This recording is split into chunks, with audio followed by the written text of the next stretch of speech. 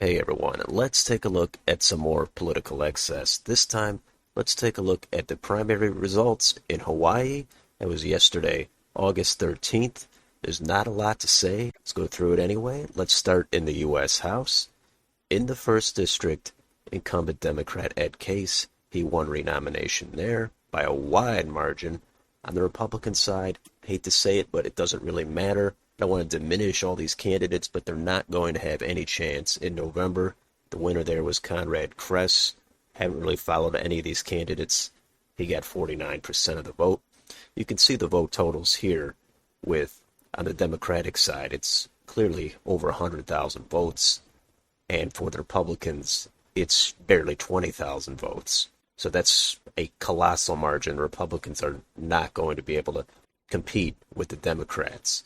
They might not get blown out by 60 points, but it's not going to be anything worth spending time analyzing.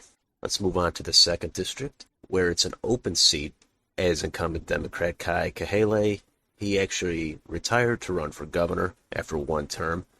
So the Democrats had a competitive primary there.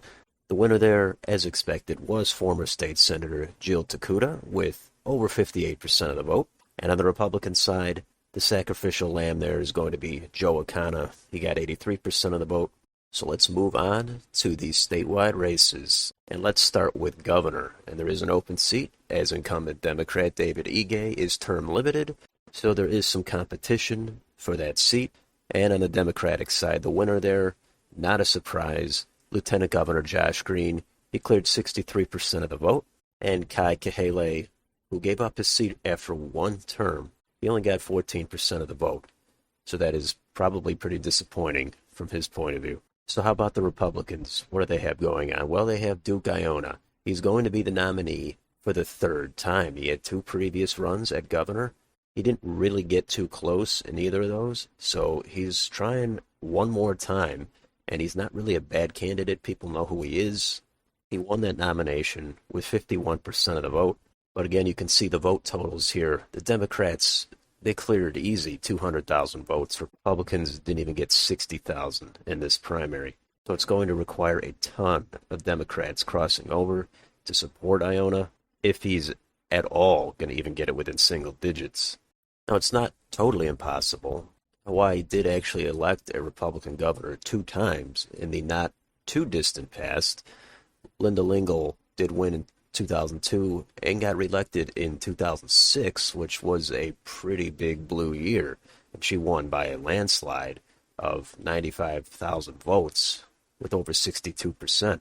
As you can see here, some people might not know that if they're not from Hawaii. Of course, the individual candidate depends on the locality, and 2006 was, in one sense, kind of a long time ago, but still, very deep blue state, deep blue year, and Republicans won by a landslide. So anything is possible. So it does give the minority party in any state a little bit of hope that they could always pull something out. So let's head back to U.S. Senator, where incumbent Democrat Brian Schatz, he's running for re-election. As completely expected, he won in a blowout, over 93% of the vote, and he's going to beat whoever the Republicans have, and let's see who it is. And it appears to be Bob McDermott, 40% of the vote for him. And I can admit I haven't really followed this primary or these candidates. I just don't think it would be fruitful. I think the Republicans are going to go down in flames. I think almost anyone would agree that this U.S. Senate race will be one of the widest margins of victory for either party in any state. And the last race here to look at is for lieutenant governor. The winner here for the Democrats is longtime state representative Sylvia Luke. She got 37% of the vote. She will be the nominee, and she will go on to very likely win against whoever the Republicans have. We can see with over 52% of the vote.